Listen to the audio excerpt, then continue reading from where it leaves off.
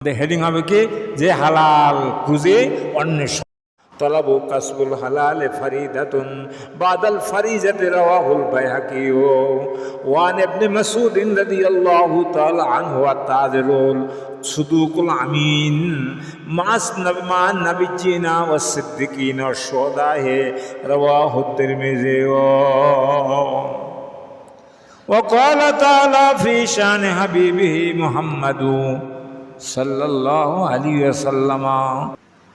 দিন দরদি ইসলাম প্রিয় আমার বয়োজ্যেষ্ঠ মুরব্বী বাবাজিরা, সমস্ত ভাইরা ও আমার দোস্তরা, সকলের প্রতি রইল আমার পক্ষ থেকে পবিত্র জমাদিল আওয়ালের 8 তারিখ 1447 31/10/2025 15 কার্তিক 1432 রোজ শুক্রবার দ্বিতীয় জুমা। এই জমাতুল আওয়ালের দ্বিতীয় জুমায় আমার পক্ষ থেকে রইল আন্তরিক সালাম। আসসালামু আলাইকুম ওয়া রাহমাতুল্লাহি ওয়া বারাকাতুহু। সালাম দেওয়াটা কি আগে অনেকদিন বলেছি, একটু বলেন না। সালাম দেওয়া কি সুন্নাত? ওই মুয়াজ্জিন সাহেব আমি দুইজন, আর কেউ বলেন না। সালাম দেওয়া কি সুন্নাহ। সুন্নাহ কার কাছে চেনেন? আল্লাহ নবীর কথা, আল্লাহ নবীর কাজ, আল্লাহ নবীর অনুমোদন, এটাকে বলা হয় সুন্নাহ। বলুন সুবহানাল্লাহ। সাহাবীদের কথা, সাহাবীদের কাজ, সাহাবীদের অনুমোদন, এটাও সুন্নাত। বলুন সুবহানাল্লাহ। আল্লাহ নবী বলেছেন আবি হুরায়রা রাদিয়াল্লাহু তাআলা আনহু قال قال رسول الله صلى الله عليه وسلم من احب سنتي فقد احبني ومن احبني كان معي في الجنه। যে ব্যক্তি আমার একটি সুন্নাতকে ভালোবাসলো, সালাম দেওয়া কাজ সুন্নাত, রসুলের সুন্নাত। রসুল সালাম দিতেন, আগে সালাম দিতেন রসুল। আনাস বলছেন আমি আল্লাহ নবীর বাড়িতে 10 বছর চাকরগিরি করেছি। আমার বয়স তখন মাত্র 10 বছর, কিন্তু আমি কোনো দিনও আগে আল্লাহ নবীকে সালাম দিতে পারি নাই, বরং রসুল আমাকে আগে সালাম দিতেন। বলুন সুবহান।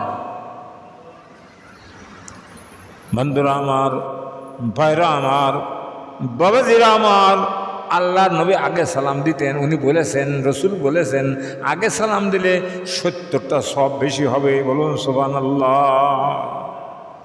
আমরা আগে সালাম দিতে চাই না, কারণ কি জানেন? আমাদের ভিতরে একটু রিয়া আছে, অহংকার আছে। আমি হাজী সাহেব, আমি মৌলানা সাহেব, আমি অধ্যাপক সাহেব, আমি ডাক্তার সাহেব, আমি উকিল সাহেব, আমি মসজিদে ইমাম সাহেব, আমি আগে সালাম দেবো। সামান্য মুসল্লি ভ্যান্টেনি খায়, ওকে আগে সালাম দেবো, এটা আমরা পছন্দ। কিন্তু আল্লাহর নবী চাকর বাকরদেরকেও সালাম দিতেন। বলুন সুবহানাল্লাহ। হযরত আনাস রসুলের বাড়ির চাকর ছিলেন কত বছর? 10 বছর। কত বছর? 10 বছর। আনাস বলছেন 10 বছরের মধ্যে আমি কোনো দিনও আল্লাহর নবীকে আগে সালাম দিতে পারি নাই, বরং বিশ্ব নবী আমাকে আগে সালাম দিতেন। বলুন সুবহান। একটু শ্বাস ভারী করে বলুন সুবহানাল্লাহ। বন্ধুরা আমার, ভাইরা আমার, বাবাদেরা আমার, আমি আপনাদের সামনে আল্লাহর শুকরিয়া আদায় করছি এই জন্য যে আল্লাহ রব্বুল আলামিন সকল প্রতিকূলতাকে উপেক্ষা করে, শারীরিক অসুস্থতাকে দূর করে দিয়ে আমাদেরকে আজকে জুমার নামাজে আসার জন্য যে তৌফিক দিয়েছেন, আমরা খুশি না বেজার? আজকে এই 8ই জমাদিউল আউয়ালের জুমার নামাজ, দ্বিতীয় জুমার নামাজ পড়ার জন্য যে আল্লাহ তাআলা আমাদেরকে কবুল করে নিয়েছেন, এই জন্য আল্লাহর দরবারে আরেকবার শুকরিয়া জানাই। বলুন আলহামদুলিল্লাহ। আরো জোরে বলুন আলহামদুলিল্লাহ। শুকরিয়া আদায় করলে খুশি হন কে? আল্লাহ। সকল ক্ষেত্রে আল্লাহর শুকরিয়া আদায় করতে হবে। যখন বিপদে পড়ব তখন আল্লাহর শুকরিয়া আদায় করতে হবে। যখন সুদিন আসবে তখন আল্লাহর শুকরিয়া আদায় করতে হবে। যখন আমাদেরকে পরীক্ষা করা হবে তখন আল্লাহর শুকরিয়া আদায় করতে হবে। আল্লাহ তাআলা যুগে যুগে আম্বিয়া কেরাম সাল্লাল্লাহু আলাইহি সাল্লামদেরকে পরীক্ষা করেছেন, নবীদেরকে পরীক্ষা করেছেন, আল্লাহ সাহাবীদেরকে পরীক্ষা করেছেন, তাবিঈনদেরকে পরীক্ষা করেছেন, আমাদেরকেও পরীক্ষা করা হবে। কি বলেন, বিশ্বাস হয়? আল্লাহ তাআলা নিজে বলছেন আসিবতুম আহাসিবতুম, তোমরা কি ধারণা করেছো, আসিবান্নাসু আইয়াতুতরাকু আইয়াকুলু আমান্না ওয়া হুম লা ইফতানুন। বলুন আল্লাহু আকবার। আসিবান্নাস, নাসুন মানে মানুষ সকল, হে দুনিয়ার লোক সকল, সকল মানুষদেরকে আল্লাহ তাআলা সম্বোধন করে বলছেন আসিবান্নাসু আইয়ুতরাকু, হে দুনিয়ার লোক সকল, তোমরা কি ধারণা করেছো তোমাদেরকে আমি ছেড়ে দেবো? তারা কাইয়ুতরাকু মানে ছেড়ে দাও, আমি তোমাদেরকে পাইকারিভাবে জান্নাতে যাওয়ার সাথে সাথে গেটের সামনে গেলেই তোমাদেরকে জান্নাতে ঢোকাই দেবো, তোমরা কি মনে করেছো? কে বলছেন? আল্লাহ তাআলা বলছেন, আল্লাহর কোরআন।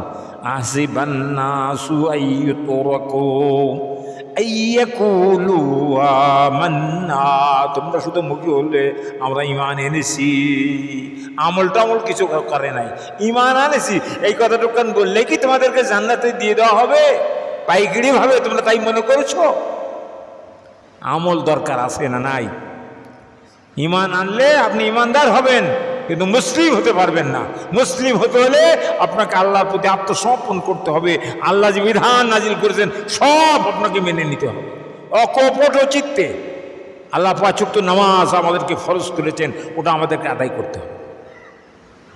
কয়েকটা নামাজ আমাদের কাছে ৫ ওয়াক্ত নামাজ ফরজ না, ঈশার নামাজ আর ফজরের নামাজ আমরা পড়তে পারিনি, বেশিরভাগ মানুষ ঘুম পড়ি থাকে, আর ওই ঈশার নামাজে বাজার ঘাটে থাকে, বাড়ি আসতে আসতে জামাত হয়ে যায়, ঈশার নামাজ আর পড়ে না বেশিরভাগ লোক। আর কিছু কিছু লোক আছে মাগরিব জোর আসর মাগরিবে আসে।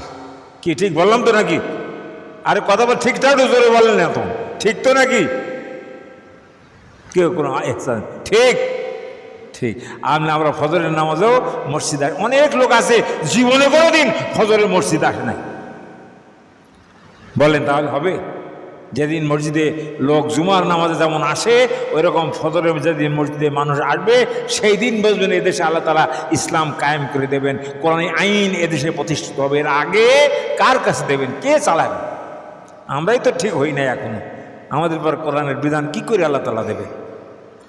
হাসিবান্নাসু আইয়ুতরাকু আইয়াকুলু আমান্না ওয়া হুম লা ইফতানুন। হে দুনিয়ার মানুষ, তোমরা কি ধারণা করেছো, তোমরা কি ইচ্ছা পোষণ করেছো আইয়ুতরাকু, আমি আল্লাহ তোমাদেরকে ছেড়ে দিব, আইয়াকুলু আমান্না, তোমরা মুখে শুধু বলবে লা ইলাহা ইল্লাল্লাহ, লা ইলাহা ইল্লাল্লাহ, লা ইলাহা ইল্লাল্লাহ মুহাম্মাদুর রাসূলুল্লাহ।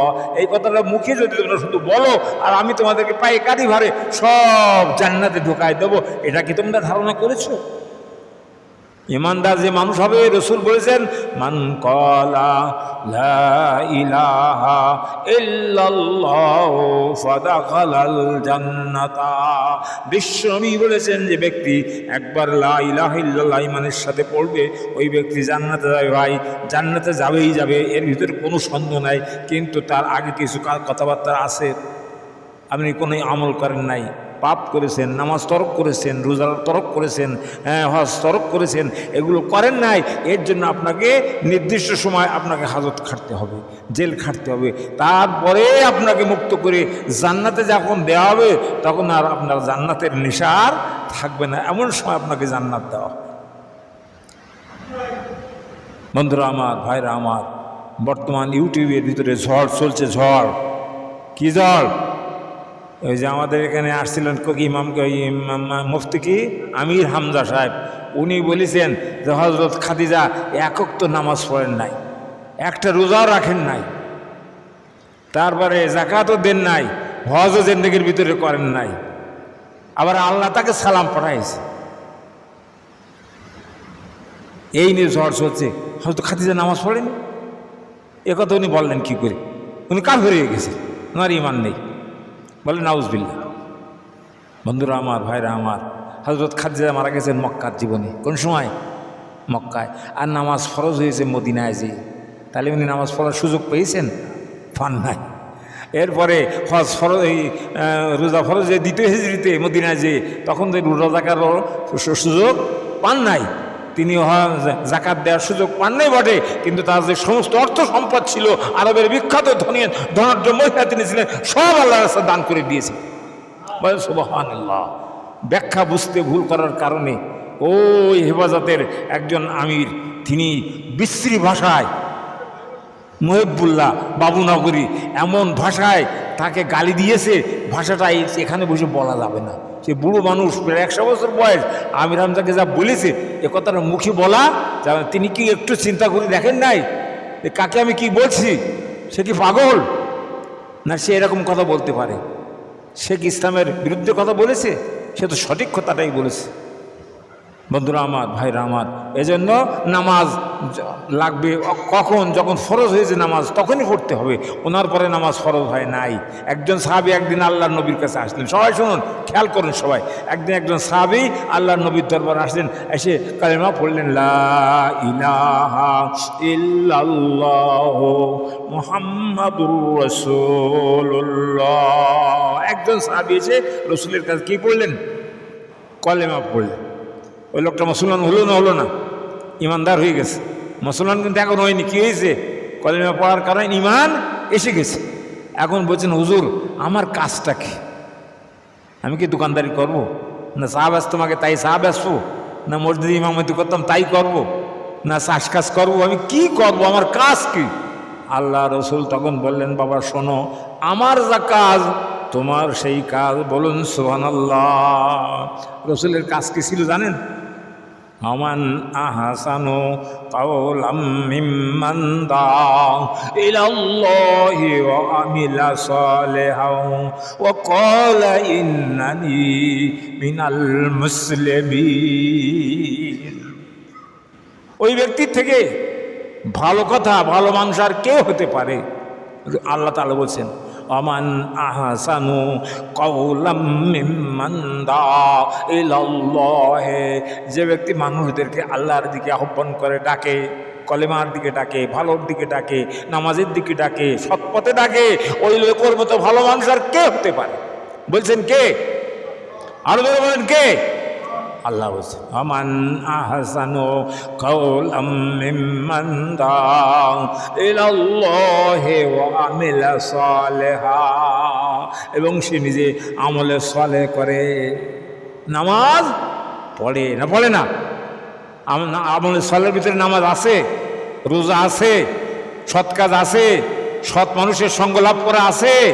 আল্লাহ তাআলা নিজেই বলেছেন, ইয়া আইয়ুহাল্লাযীনা আমানুত্তাকুল্লাহা ওয়া কুনু মা'আস সাদিকিন। আল্লাহ তাআলা বলেছেন, হে ঈমানদারগণ, আমানুত্তাকুল্লাহা, তোমরা আল্লাহকে ভয় করো। কাকে ভয় করো? আর কি করো? আমানুত্তাকুল্লাহা ওয়া কুনু মা'আস সাদিকিন। সব থেকে নিকৃষ্ট যে মানুষটি আছে, বিড়িখোর, সিগারেটখোর, গাঁজাখোর আর ইয়াবাখোর, তারই সাথে মেশো। আল্লাহ তাই বলেছেন। কি বলেছেন? ভালো মানুষের সাথে মেশো। যে মানুষ কখনো জীবনে কখনো বিড়ি মুখে দেয় নাই, কখনো সিগারেট খায় নাই, কখনো মিথ্যা কথা বলে না, বলার চেষ্টাও করে না, এই লোকটার সাথে তোমরা মেশো। এর সঙ্গে আত্মীয়তাই করো, এর সাথে ভালোবাসা করো, তাহলে এই লোকটার সাথে তোমার জান্নাত হয়ে যাবে। বলুন সুবহানাল্লাহ। তাহলে কোন লোকের সাথে মিশতে হবে? কোন লোককে ভোট দিতে হবে? চোরকে? সিমেন্ট চুরি করবে যে তাকে? রড চুরি করবে যে তাকে? না যে ওই ব্যাংক দখল করবে তাকে? না গার্ড দখল করবে, তারপরে টার্মিনাল দখল করবে যে ব্যক্তি, তাকে ভোট দিতে হবে? ওগুলো চোর। ও যত চুরি করবে সব আপনার আমল নয়, চোরের একটা অংশ আপনার আমল নয় চলে আসবে। ভোটের সময় খুব সাবধান। আর কিন্তু বেশি দিন বাকি নেই, ইমানের পরীক্ষা কিন্তু শুরু হবে। অন্ধকার ঘরের ভিতরে আপনি মনে করছেন কেউ দেখে না, কিন্তু আমার আল্লাহ কিন্তু সেখানেও দেখেন। 1000 টাকা দিয়ে যাবে রাত্রি এসে, এক কেজি ছাগলের গোশতের দাম দেবে 1000 টাকা, আপনি তার বিনিময়ে যে ভোট দিয়ে আসবেন। আপনি কি ছাগল না গরু? মানুষ কখনো টাকায় বিক্রি হয় না। এটা মানুষের যে অঙ্গ প্রত্যঙ্গ আল্লাহ দিয়েছেন, এর টাকা কি কম? হিসাব করে দেখা গেছে যে 3 কোটিরও বেশি টাকার সম্পদ আল্লাহ তাআলা মানুষকে দিয়েছেন। বলুন সুবহানাল্লাহ। প্রতিদিন আল্লাহ তাআলা আমাদেরকে যে অক্সিজেন দান করেন, বাতাস দান করেন, এটার ওজন হলো 16 কেজি, যার দাম হলো 18-20 হাজার টাকা। প্রত্যেক দিন আল্লাহ তাআলা দেন। ওই মাসের শেষে তো বিল আসে না? বিল দেয়? যদি বিল দিতে হতো আপনার 60 বছরের বিল কত লাগতো হিসাব করেন। এটা করেন কে? আল্লাহ। বন্ধুরা আমার, ভাইরা আমার, আজকে আমার এই বিষয়ে কথা বলার কথা ছিল না। আমি যে আয়াতটা পড়েছি সেই দিকেই চলে যাব, সময় আছে তাই তো একটু আগে থেকে বলে লোকজন একটু হাজির করে নিলাম। আসল কথা হলো যে হালাল রুজি রোজগার করতে হবে, হারাম বর্জন করতে হবে। হেডিং লিখবেন আজকে হালাল রুজি অর্জন, এই সম্পর্কে হালাল রুজি অন্বেষণ, এর পরে হেডিং হবে হালাল রুজি অন্বেষণ। বলুন সুবহানাল্লাহ। কোরআনে হালাল রুজি অন্বেষণ করার কথা বলা হয়েছে না হয় নাই? কোরআনে এমন কোনো বিষয় নেই যা কোরআনে বলা হয় নাই, এমন কোনো বিষয় নেই যা হাদিসের ভিতরে বলা হয় না। আমাদের জানার অভাব, জ্ঞানের অভাব, তাই আমরা বলতে পারি না। আমি আপনাদের সামনে সেই বিষয়ে আলোচনা করতে চাই যে হালাল রুজি আমাদের দরকার না দরকার না, হারাম আমাদেরকে বর্জন করতে হবে না হারাম খেতে হবে, হারাম খেলে কি হয় আর হালাল করলে কি হয়। আমি একটা দুটো কথা বলেই আমার সময়ের ভিতরেই আমি আমার কথা শেষ করব। আমা তৌফিক ইল্লা বিল্লাহি আলাইহি তাওয়াক্কালতু ওয়া ইলাইহি উনীব। সবাই বলেন আল্লাহু আকবার, আর জোরে বলেন আল্লাহু আকবার, আর জোরে বলেন আল্লাহু আকবার। নাসিরপুর, উত্তর নাসিরপুর জামে মসজিদ, উত্তর নাসিরপুর জামে মসজিদ। নারায়ে তাকবীর, নারায়ে তাকবীর। বন্ধুরা আমার, আমি আপনাদের সামনে ছোট্টখানি আয়াতের টুকরো তেলাওয়াত করেছি, দুটো আয়াত তেলাওয়াত করেছি। আহাল্লাল্লাহুল বাইয়া ওয়া হাররামার রিবা। আল্লাহ তাবারক ওয়া তাআলা বলছেন, আমি তোমাদের জন্য আহাল্লাল্লাহুল বাই, বাই মানে হলো ব্যবসা বাণিজ্য, আমি তোমাদের জন্য ব্যবসাকে হালাল করে দিয়েছি। কি হালাল করেছেন? ব্যবসা। টাকা ব্যাংকে রাখবেন আর সুদ নিয়ে আসবেন, ওইটা মাসে মাসে খাবেন, ওটা ব্যবসা নয়, ওটা হলো সুদ। আপনি টাকা নিয়ে বাজারে গেলেন, হলদিহাটায় বসলেন কিংবা ধেনুয়াটায় বসলেন, তারপরে লোকেরা আপনার কাছ থেকে 5,000 কি 10,000 কি 50,000 টাকা নিল, আর শতকরা 10 টাকা করে দিল। সন্ধ্যার সময় 5,000 টাকা, 50 টাকা বেশি করে 5,050 টাকা দিয়ে গেল, ওইটা হলো সুদ। অতিরিক্ত ফজলু রেবা, অতিরিক্ত যে টাকাটা দেয় ওই টাকাটার নাম হলো সুদ। বলুন নাউজুবিল্লাহি মিন যালিক। সুদ খাওয়া ভালো কাজ না খারাপ কাজ? কীরকম খারাপ জানেন? নিজের মায়ের সাথে 33 বার জিনা করার গুনাহ হলো সুদের সব থেকে নিম্নতম গুনাহ। একটু চিল্লায় বলে নাউজুবিল্লাহ। সুদ খান এমন লোক মুসলমান আছে না নেই? আমার মনে হয় অনেক লোকই আছে যারা সুদ খায়, মেয়ে লোকেরাও খায়। নিষেধ করে দেবেন, ডিম বেচা পয়সা দিয়ে সুদ খাটাইয়ে তোমরা টাকা বানাও না, এই টাকা কিন্তু তোমাদের সাথে যাবে না, এই টাকা দিয়ে কোনো উপকারেও আসবে না। আল্লাহ তাআলা নিজেই বলেছেন, ইয়াউমা লা ইয়ানফাউ মালু ওয়ালা বানুন ইল্লা মান আতাল্লাহা বিকলবিন সালিম। বলুন আল্লাহু আকবার।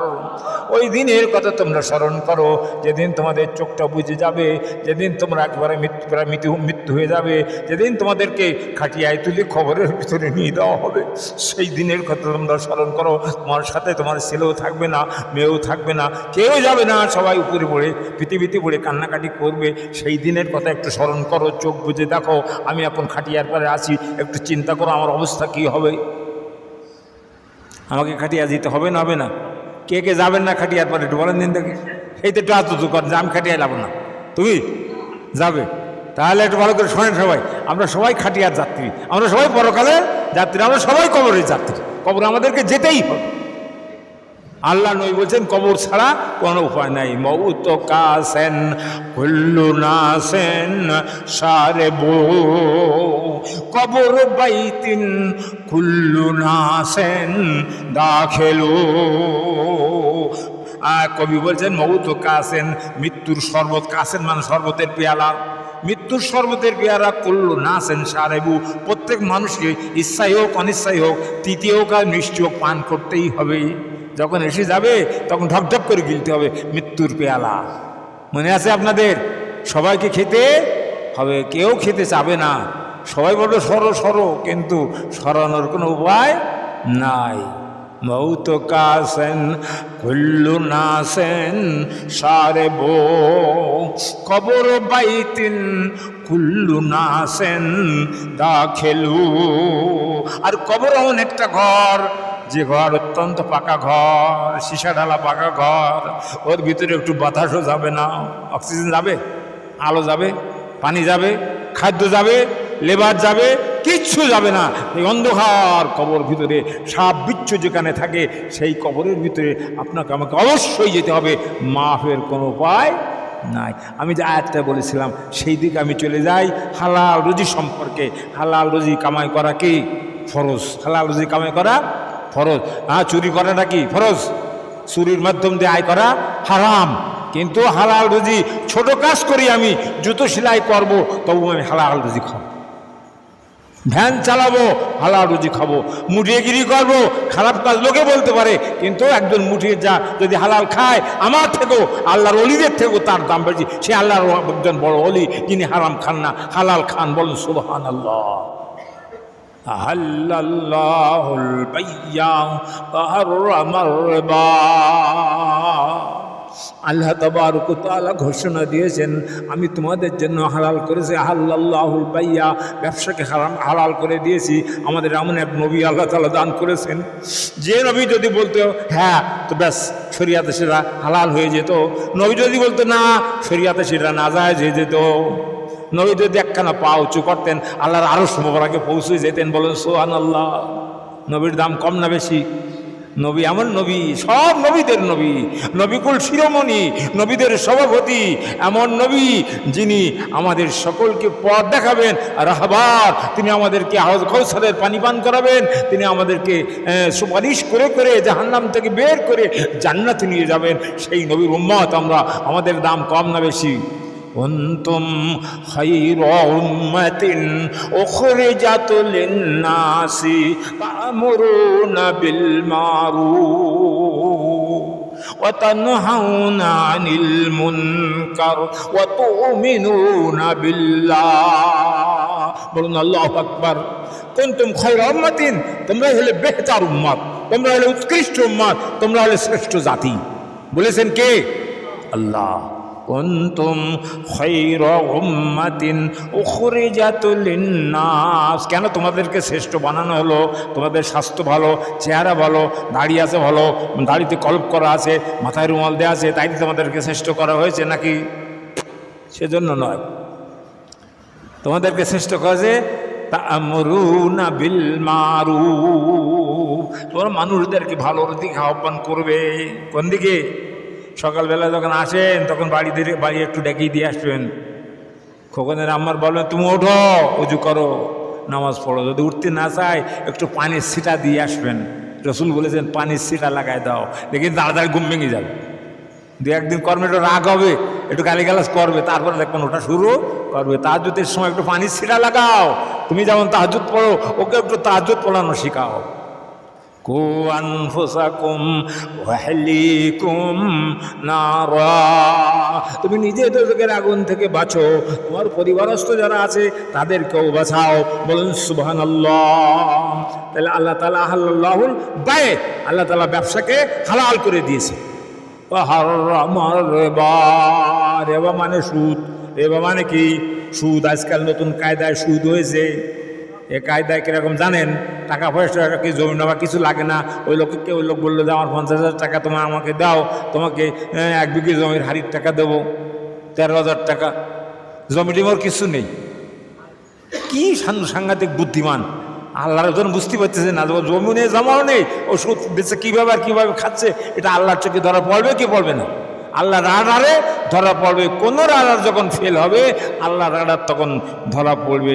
দুনিয়ার সব কিছু বন্ধ হয়ে যাবে, কিন্তু আল্লাহ রাডার কখনো বন্ধ ওয়াইন তুবদু মা ফি আনফুসিকুম আও তুখফু ইউহাসিবুকুম বিহিল্লাহ। তুমি গোপনে করো আর সদরে করো, লোকালয় করো আর অগোচরে করো, দিনে করো আর রাতের আলোকে করো, অন্ধকারে করো, সব জায়গায় কি তোমার আল্লাহ আছেন না নাই?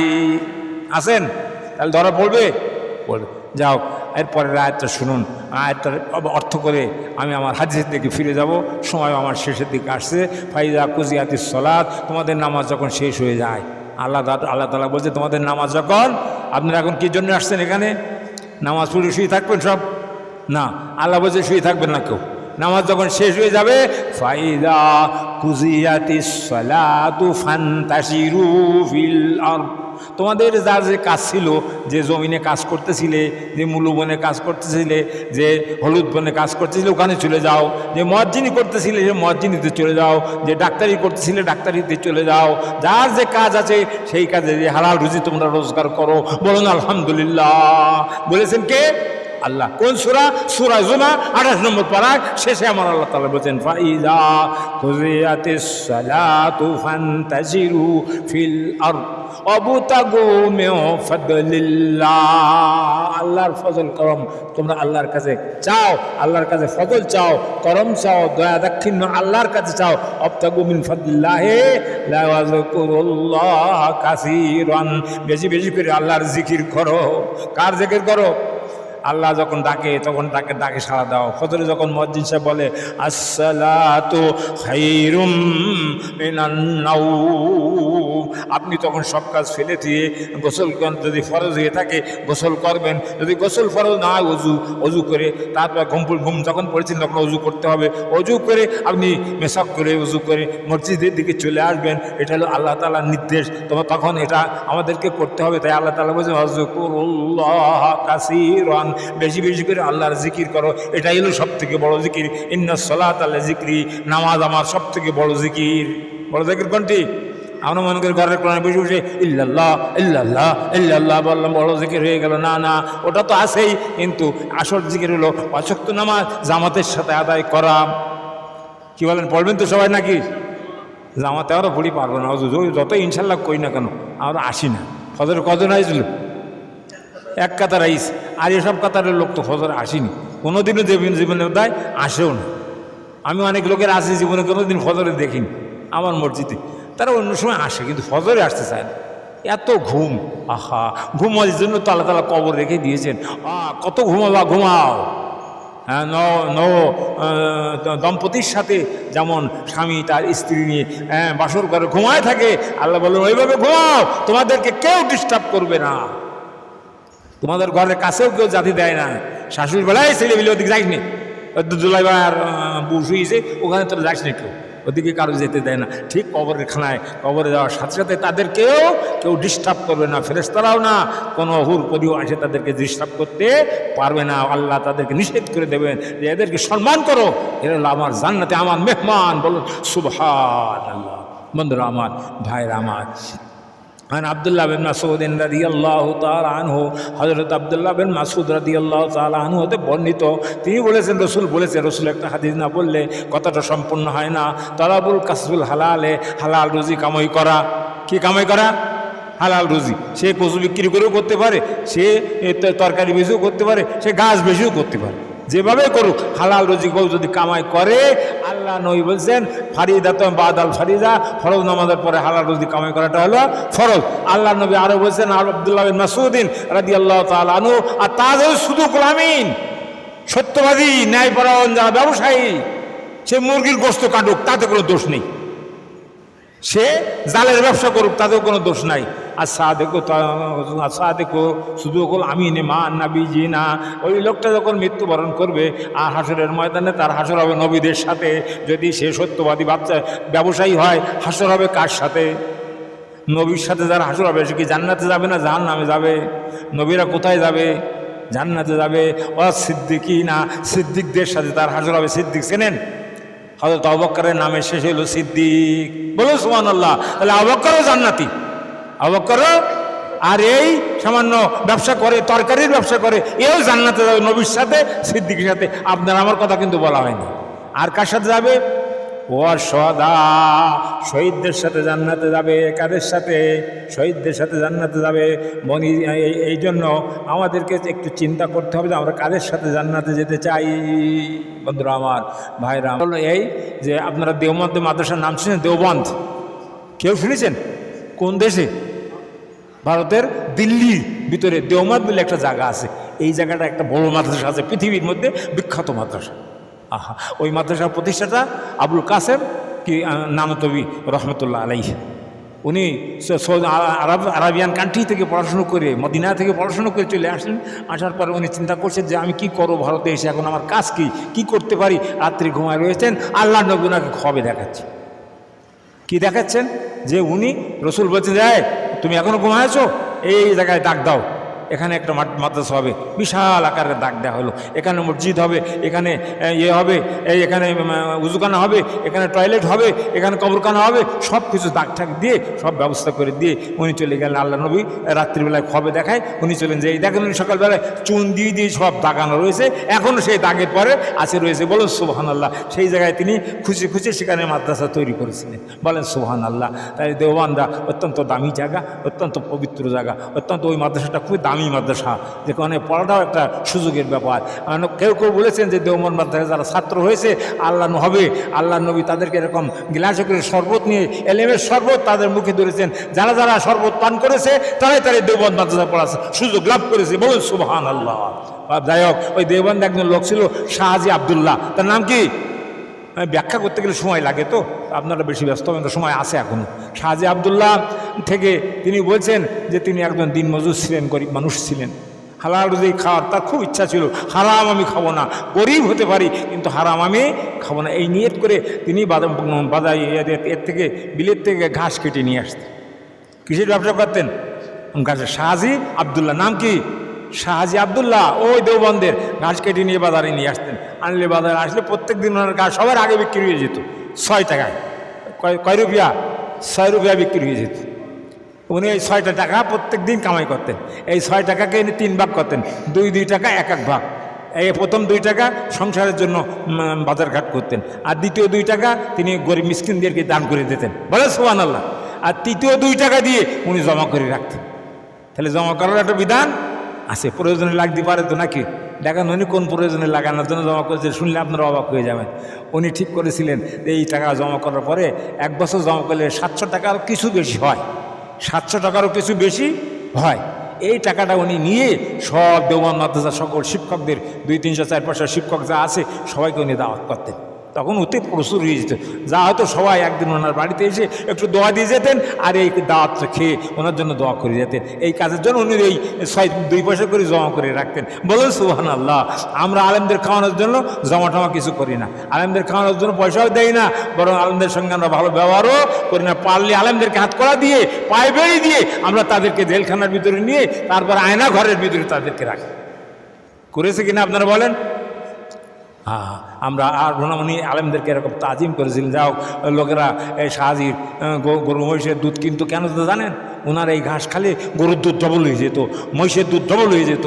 ওনার ঘাসের ওনার হাতের ভিতরে একটা বরকত ছিল। বলে সুবহানাল্লাহ। তখন উনি মাদ্রাসা শিক্ষকদের দাওয়াত করে এইভাবে খাওয়াতেন। আল্লাহ তাআলা আমাদেরকে কবুল করুক। আমরা যে কথাগুলো শুনলাম আজকে, আমরা হালাল রুজি রোজগার সম্পর্কে আমরা কথা শুনলাম। আজকে আমাদের হেডিং হবে কি? যে হালাল রুজি অন্বেষণ। এটা যদি আমরা করতে পারি আমাদের সব ভালো ভালো